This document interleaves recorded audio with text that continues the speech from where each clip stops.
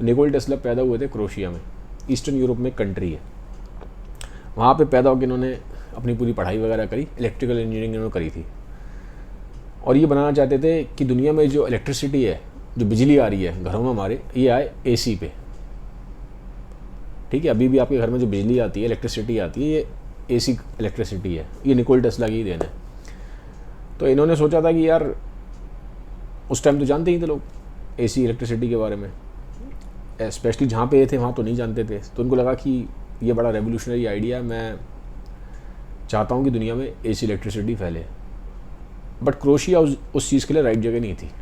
इनको समझ में आ गया मुझे अपनी कंट्री को छोड़ना पड़ेगा, मुझे किसी ऐसी जगह पे जाना पड़ेगा जहाँ पे इस तरह के काम हो रहे हैं, बड़े बड़े डिस्कवरी इन्वेंशंस हो रहे हैं, साइंस को बहुत पंप मिल रहा है, ऐसी जगह मुझे जाना पड़ेगा।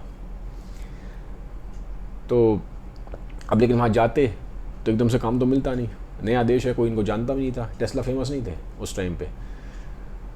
तो इनके एक फ्रेंड थे, और वो जो उनके फ्रेंड थे वो थॉमस एडिसन को जानते थे। थॉमस एडिसन उस टाइम अमेरिका में थे, बड़े फेमस थे, बहुत फेमस थे।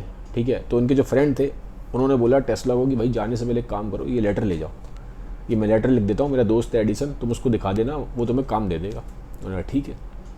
तो लेटर लेके टेस्ला चले गए। टेस्ला पहुँच गए अमेरिका, न्यूयॉर्क। और वहाँ पे उस टाइम बड़ा वो था भाई, अमेरिका में एक ड्रीम बेचा जाता था, द ग्रेट अमेरिकन ड्रीम, कि भैया अगर आप बहुत स्किल्ड हैं, आपके पास बड़ी कोई भारी स्किल है, आप कुछ इन्वेंशन करना चाहते हैं, डिस्कवरी करना चाहते हैं, आपके अंदर कोई एक्स्ट्रा ऑर्डिनरी टैलेंट है, तो अमेरिका आइए। अमेरिका आपको वो जगह देगा, प्लेटफॉर्म देगा कि आप ग्रो कर पाएंगे अपने हाईएस्ट पोटेंशियल पे। तो ये उम्मीद के साथ टेस्ला भी वहाँ पहुँच गए। सच में ऐसा होगा, कहानियाँ सुनी थी इन्होंने भी। अब वहाँ पहुँचे तो लेटर लेके पहुँच गए एडिसन के पास। अब एडिसन उस टाइम ऑलरेडी बहुत फेमस थे, उन्होंने अपने आप को इस्टेब्लिश कर लिया था कि एज अ साइंटिस्ट और इन्वेंटर थे, काफ़ी सारी इन्वेंशंस कर दी थी, बड़े सारे पेटेंट्स थे उनके नाम पे। और अमेरिका में उस टाइम पे जो इलेक्ट्रिसिटी थी मेनली वो डीसी थी, डायरेक्ट करंट। ठीक है, आज की डेट में जो डीसी इलेक्ट्रिसिटी है वो आपके बैटरी में होती है, बैटरीज वगैरह में यूज़ होती हैं। ठीक, घर में जो आपकी इलेक्ट्रिसिटी आती है वो एसी आती है, निकोला टेस्ला वाली। लेकिन उस टाइम पे मेनली डीसी थी। एडिसन का उस टाइम दबदबा था, तब तक अभी मार्केट में एसी था नहीं, हल्का फुल्का था। वो कैसे था वो मैं आगे वीडियो बताऊंगा। बस अभी ये समझ के रखिए कि एडिसन का नाम बहुत बड़ा हो चुका था और उन्होंने अपनी जो डायरेक्ट करंट वाली इलेक्ट्रिसिटी है वो फैला दी थी सब जगह। और बड़े अच्छे बिजनेसमैन भी थे, खाली साइंटिस्ट नहीं थे, बिजनेसमैन भी थे बहुत अच्छे, तो बिजी थे बहुत। तो ये पहुंच जाते हैं टेस्ला अपना लेटर लेके कि सर ऐसे ऐसे है, ये लेटर मुझे दिया गया है आपको देने के लिए। तो एडिसन उसको लेटर को पढ़ते हैं। 28 साल के रहे होंगे उस टाइम पे टेस्ला, और ये शायद 32-33 साल के थे एडिसन। तो लेटर को पढ़ते हैं, उस लेटर में लिखा था कि दुनिया में 2 महान जीनियस हैं, एक थॉमस एडिसन आप, और एक जो आपके सामने खड़ा है। तो एडिसन को लगा यार अब मेरे दोस्त ने लिख के भेजा है लेटर ये, और तारीफ़ कर रहा है टेस्ला की, तो ठीक है इसको आजमा लेते हैं। अब आजमाते कैसे? एडिसन मैंने आपको बोला कि भाई वो तो ज़्यादा थ्योरी वगैरह में बिलीव नहीं करते थे। वो कहते थे ऐसा नहीं कि इंटरव्यू लेने बैठ गए, ये बताओ, थ्योरी नहीं। उन्होंने कहा प्रैक्टिकल करके दिखाओ। प्रैक्टिकल कैसे करके दिखाओ? उनकी एक शिप थी, शिप में कुछ प्रॉब्लम आ गई थी, शॉर्ट सर्किट वगैरह हो गया था, ठीक कोई कर नहीं पा रहा था। उन्होंने बोला यार एक काम करो, वो शिप मेरी ख़राब हो गई, तुम वहाँ जाओ सीधा। इंटरव्यू नहीं लेते थे, तुम जाके हैंड्स ऑन करके दिखाओ, प्रैक्टिकल करके दिखाओ मुझे तुम्हें कितना आता है।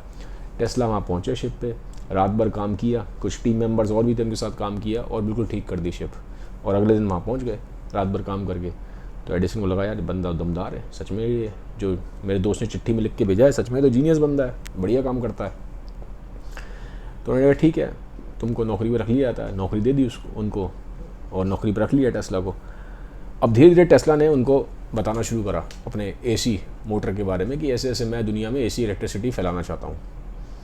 पर जो एडिसन थे वो उस बारे में ज़्यादा उसको अटेंशन देते नहीं थे। वो कहते थे यार ये सब बेकार की बात है, ऐसा हो नहीं सकता, ये डेंजरस है, और ये है वो है, मेरी जो डीसी इलेक्ट्रिसिटी है यही चलेगी आगे, तुम कहाँ अपने ऐसी ख्याली पुलाव से लेके आ गए हो। अब टेस्ला की बात मानी नहीं गई, लेकिन टेस्ला ने फिर उनको बताया, कुछ टाइम काम करते रहे, 1-2 महीने हो गए, तो उनको बताया कुछ टाइम बाद कि भाई ये तुम्हारी जो डीसी मोटर है इसमें कुछ खामियाँ, इसको ऐसे कर लो तो और बढ़िया हो जाएगी। अब मैंने बोला एडिसन जो बिजनेसमैन भी थे साथ साथ, खाली साइंटिस्ट नहीं थे, बिजनेसमैन भी थे। उन्होंने कहा चलो ठीक है एक बार आजमा के देखते हैं, तुम ये जो बड़ी बड़ी बातें कर रहे हो तो काम करो, इसको ऐसा करके दिखा दो जैसा तुम बता रहे हो। क्योंकि अगर ऐसा हो जाता तो एडिसन को पता था इससे बहुत पैसा कमा सकते हैं, बहुत ज़्यादा बिजनेस इनका ग्रो कर जाएगा। तो चैलेंज देते हैं टेस्ला को, अगर तुमने काम करके दिखा दिया जैसा तुम बता रहे हो तो तुम्हें $50,000 दूंगा। अब ये बातें आपको पता है 1884 के आसपास की बातें हैं, मतलब आज से 130-140 साल पहले की बातें हैं। तो उस टाइम पे $50,000 बहुत बड़ा अमाउंट था, आज की डेट में भी बहुत बड़ा है, उस टाइम पे भी बहुत बड़ा था। तो मैं बोला ये दूंगा। तो और टेस्ला जो थे वो मनी माइंडेड नहीं थे, टेस्ला जो थे वो दिल से काम करने वाला इंसान था, और साइंस से प्यार था उनको, इन्वेंशन से प्यार था, समझ रहे हो, इन्वेंटर थे, inventor, he was a pure inventor. उनको ये था कि मैं कुछ बनाऊँ, कुछ क्रिएट करूँ, पैसे को ज़्यादा वो ना वो अहमियत देते नहीं थे। बट ठीक है, उन्होंने कहा मैं करके दिखाता हूँ। तो उन्होंने काम करा, महीने 2 महीने 3 महीने लगे रहे। 3 महीने बाद पहुँचे, उन्होंने कहा भाई देखो एडिसन मैंने काम कर दिया। एडिसन ने चला के देखा, उन्होंने कहा सच में काम कर दिया, तो बड़ा यार बंदा तो जादू ही है, सच में मैजिक है इसके पास, जीनियस है ये। तो टेस्ला ने पूछ लिया कि यार आपने तो वो कहा था कि आप, क्योंकि देखो टेस्ला को वहाँ दिक्कत थी, दूसरे अपना कंट्री छोड़ के दूसरे कंट्री में जा रहे हो, उनको पैसे की दिक्कत रहती थी, उस टाइम पैसे की तकलीफ थी। और उस टाइम वैसे भी ना रिसेशन आया हुआ था यूएस में, उस टाइम काफ़ी रिसेशन था, पैसे की क्राइसिस थी। भाई बंदा वहाँ रह रहा है, घर रहेगा, किराया देगा, खाना खर्चे होते हैं बहुत, तो पैसे की तकलीफ थी। तो उन्होंने बहुत दिन रात मेहनत करके, रात रात भर जाग के ये एडिसन की प्रॉब्लम को ठीक किया। तो टेस्ला ने बोला आपने बोला था मुझे कि पैसे की आपने बात की थी उस टाइम पे, तो हंस दिए। वो कहते तो एडिसन हंस के कहते हैं तुम्हें समझ में नहीं आता मजाक, मैं तो मजाक कर रहा था। टेस्ला को ख़राब लगा यार, बात पैसे की नहीं थी, बात एक प्रिंसिपल्स की होती है, ज़ुबान की होती है। आपने ज़ुबान दी थी और आप ज़ुबान से मुकर रहे हो। टेस्ला ने बोला मैं नहीं करूँगा आपके साथ काम, ये आपका तो कोई मतलब वो नहीं है यार, आप बात करते हो क्या और करते हो क्या। वो छोड़ के चले जाते हैं, जॉब छोड़ देते हैं उनकी। तो एडिसन समझाते भी हैं टेस्ला को, कहाँ जाओगे भैया, ये फाइनेंशियल क्राइसिस चल रहा है, तुम कैसे काम करोगे, तुम्हें नौकरी नहीं मिलेगी, कुछ नहीं मिलेगी। तो टेस्ला ने कहा ठीक है जो भी है, लेकिन मैं अब काम नहीं कर सकता। तो उनके जॉब छोड़ के वो चले जाते हैं। एडिसन के साथ उस टाइम पे खुद फाइनेंशियल क्राइसिस भी थे, ये बात भी सच है। फाइनेंशियल क्राइसिस क्यों थे? क्योंकि एडिसन भी डिपेंडेंट थे एक और बिजनेसमैन के ऊपर जिसका नाम था JP Morgan. JP Morgan America में बहुत बड़ा नाम है, आज की डेट में भी आप देखोगे, नेट पर डालोगे, जेपी मॉर्गन का बैंक है और बहुत बड़ा अमेरिका का बैंक है। और अमेरिका को बहुत बार फाइनेंशियल क्राइसिस आए थे, तो जेपी मॉर्गन ने ही अमेरिका को उस फाइनेंशियल क्राइसिस से निकाला था। तो जेपी मॉर्गन बहुत बड़े बिजनेसमैन थे, उन्होंने इनको पीछे बैकअप दिया था एडिसन को कि ये जो तुम्हारी जो डीसी करंट वाली जो चीज़ें हैं इसको फैलाना। वही एडिसन का ना बाय बर्थ ही पैसा लेके आए थे वो, ठीक है, ऐसे खानदानी जने कोई पैसे वाले थोड़ा ना थे। तो बैकअप उनको जेपी मॉर्गन का था, बिजनेसमैन का था, ठीक है, क्योंकि ऑब्वियसली साइंस को फैलाने के लिए पीछे इकोनॉमी चाहिए होती है ना, एक इकोनॉमिस्ट भी चाहिए होता है, तो पीछे बैकअप रहता ही है बिजनेसमैन का। तो जेपी मॉर्गन ने बैकअप दिया हुआ था एडिसन को, लेकिन था क्या, फाइनेंशियल क्राइसिस आ गया था।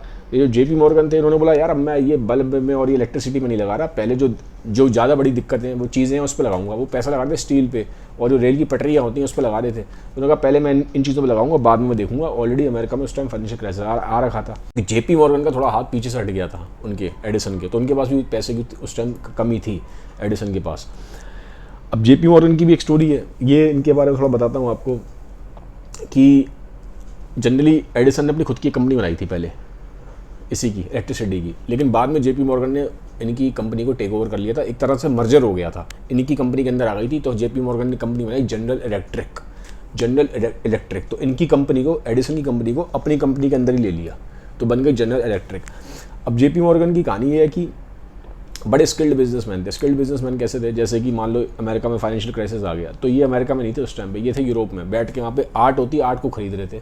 आर्ट के पीसेज होते हैं, आर्ट वर्क होता है, उसको वहाँ देख रहे थे, आर्ट को बड़ा वो करते थे, एक्नॉलेज की आर्ट बड़ी चीज़ है, बढ़िया चीज़ है। और सच में उनको आर्ट की नॉलेज थी, मतलब ऐसे नहीं दिखाने के लिए कि दिखावे के लिए भाई आर्ट है। कई लोग तो दिखावे के लिए करते हैं, उनको दिखावे के लिए नहीं, उनको सच में नॉलेज थी। तो वहाँ जाके यूरोप में आर्ट को खरीद रहे थे, वहाँ पे जो चीज़ें मिल रही थी, स्टैचू मिल रहा है, पेंटिंग मिल रही है, इस टाइप से। और अमेरिका में आ रखा था फाइनेंशियल क्राइसिस, तो दिमाग से बहुत तेज़ थे, तो उनको मालूम पड़ा, फ़ोन किया हुआ उनके आसपास के लोगों ने, ऐसे भैया दिक्कत आ रही है, तुम फटाफट वापस आओ। मैंने बताया था जब दिक्कत होती है अमेरिका में तो यही पहुँचते थे ठीक करने के लिए, अमेरिका को फाइनेंशियल क्राइसिस को ठीक करने के लिए, ठीक है, तो पहुँचते हैं वहाँ पे। अब इनके पास टैलेंट क्या था, क्या करते थे, सब जितने बिजनेसमैन हैं सारे एक पर्टिकुलर इंडस्ट्री के, मान लो स्टील इंडस्ट्री है इनके अंडर में थी, या बैंकिंग इनके अंडर में था, सबको बुला लिया, जितने और भी बड़े बड़े जो बैंकिंग वाले हैं या जितने स्टील वाले हैं सबको बुला लिया, शिप पे ले जाते थे, एक शिप पे ले गए, ठीक है, वहाँ पार्टी वार्टी करी, ठीक है, बढ़िया डिनर विनर खिला दिया। फिर रात को उनको बोला भैया ऐसा सुनो, पैचअप वैचअप कर लो, लड़ाई झगड़े करने से कुछ नहीं होगा, ठीक है, साथ मिलकर काम करो ताकि कंट्री ग्रो करे। तो ये इनके अंदर स्किल थी जेपी मॉर्गन के अंदर, कि सबको मतलब एकदम समझ लो साथ लेके ना वो उस प्रॉब्लम को सॉल्व करते थे। तो ये इनके अंदर एक बिजनेस जो स्ट्रेटेजिस्ट होता है, एक स्किल जो होता है एक्यूमेन ना, वो उनके पास बहुत तेज़ था। तो ये मैंने आपको उनका भी आइडिया दिया। तो जनरल इलेक्ट्रिक जो कंपनी है ना वो नहीं की है। तो टेस्ला जो है, टेस्ला पे काम था नहीं, नौकरी चली गई, एडिसन ने निकाल दिया। तो अब ये वहाँ पर सड़क पे फिर मैनुअल लेबर वगैरह करते रहे, छोटे मोटे वहाँ पे काम करते रहे, ज़्यादा उनको काम मिला नहीं। और पैसे की मैंने बोला कभी इन्होंने अहमियत दी नहीं थी, तो इतना सेविंग भी नहीं थी इनके पास, तो दिक्कत इनको आती रही लंबे टाइम तक। लेकिन जैसा कि मैंने बोला, हर एक साइंटिस्ट को, इन्वेंटर को पीछे बैकअप बिजनेसमैन का जरूर मिलता है, तभी वो सक्सेसफुल होता है। ऐसा नहीं हो सकता, बिना पैसे के कहानी चलती नहीं आगे। तो वहाँ पे एक बिजनेसमैन और आता है, वेस्टिन हाउस करके।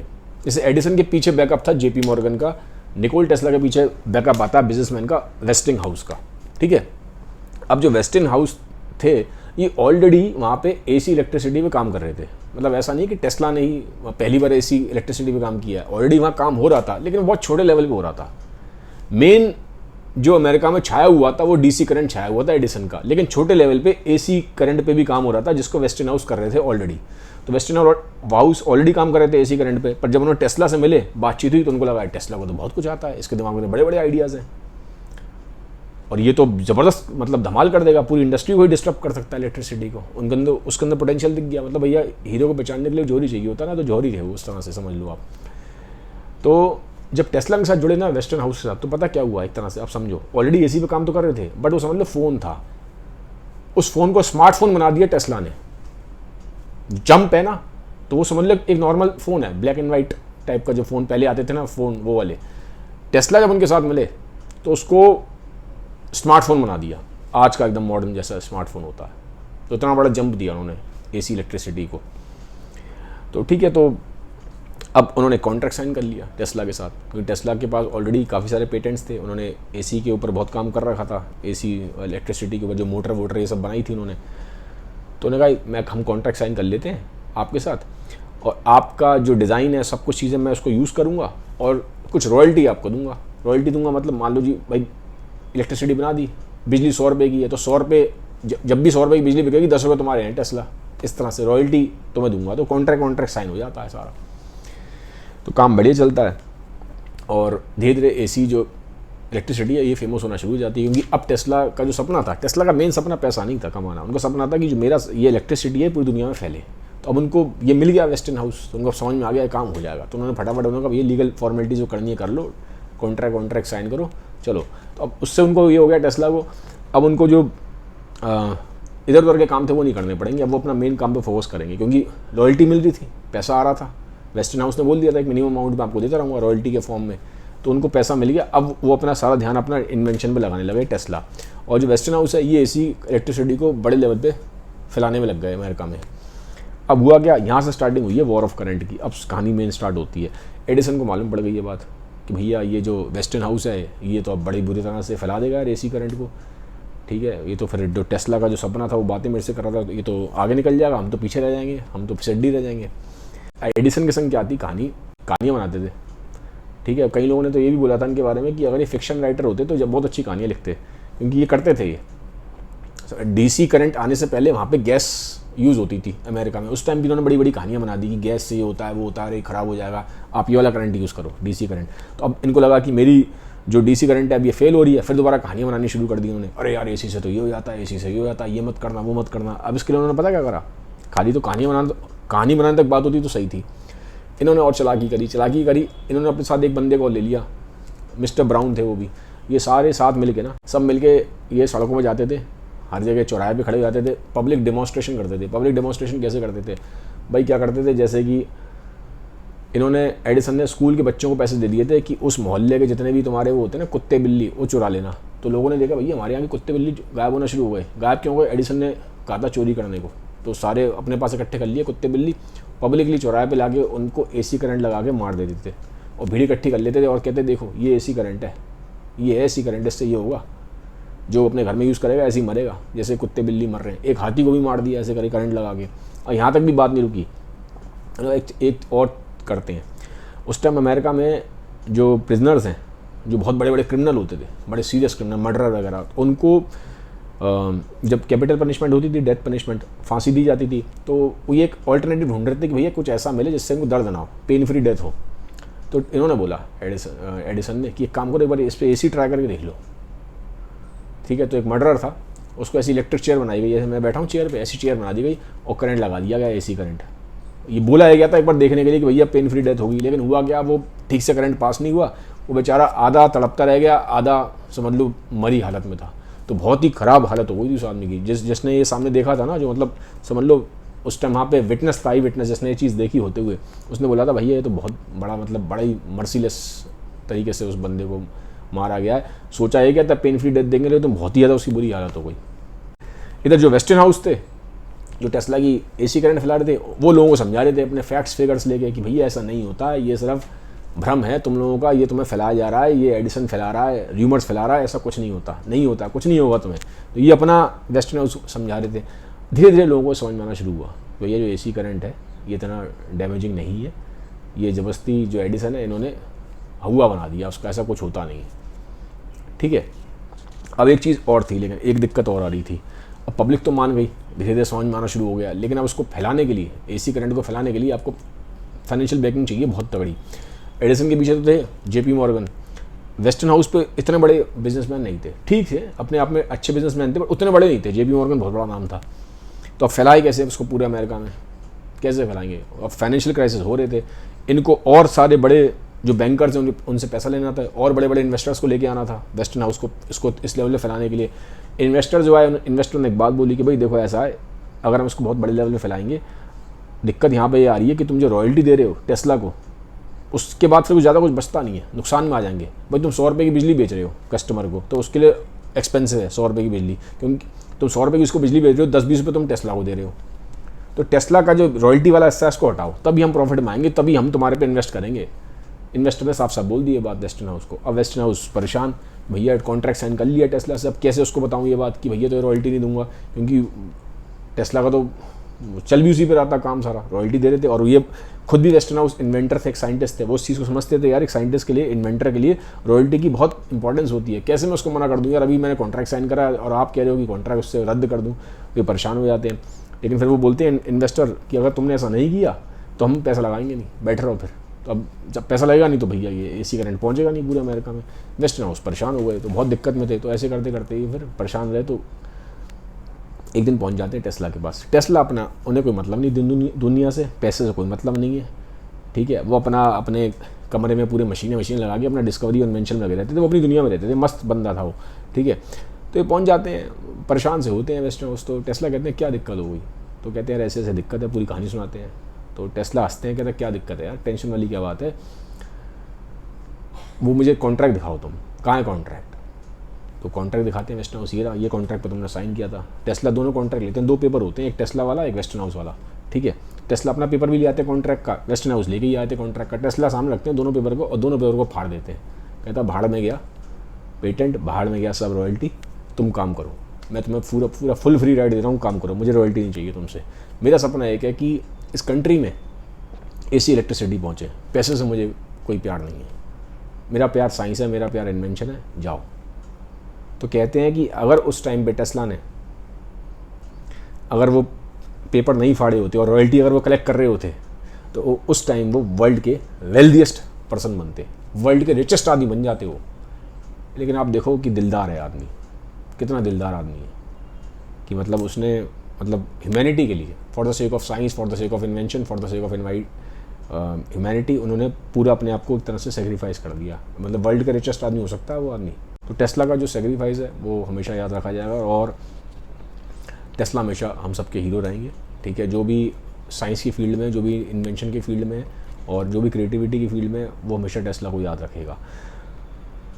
तो बस फिर क्या था, उसके बाद वेस्टर्न हाउस जो थे, अब उनको ग्रीन सिग्नल मिल गया, उन्होंने इन्वेस्टर्स को बोला ठीक है यार अब हम काम कर सकते हैं। टेस्ला ने पेटेंट का वो कर दिया है, वो कॉन्ट्रैक्ट वगैरह उसने रद्द कर दिया। फिर उसके बाद फिर एसी जो इलेक्ट्रिसिटी करंट थी वो पूरा फिर अमेरिका में फैलना स्टार्ट हो गया, ठीक है। तो ये थी कहानी यहाँ पे वॉर ऑफ करंट की। आई होप कि इस कहानी से आपको ह्यूमन नेचर के बारे में बहुत सारी इंसाइट्स मिली होंगी। बाकी जैसे जैसे और मैं पढ़ता जाऊँगा टेस्ला के बारे में, मैं आपको और धीरे धीरे इनके बारे में और बताता जाऊँगा। तो ये था आज का वीडियो। अगर वीडियो मेरा अच्छा लगा तो सबका शेयर कर दीजिएगा। Have a nice day, bye, take care, thank you.